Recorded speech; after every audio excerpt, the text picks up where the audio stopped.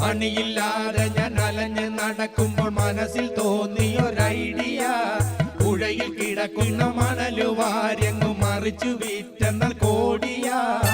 മണലുവായന്റെ tipper പായുമ്പോ റോഡിലുള്ളവർ ഓട്ടമാ. നിന്റെ തള്ളയ്ക്ക് വായു ഗുളികയ്ക്ക് പോണതാണൊന്ന ചോദ്യമാ.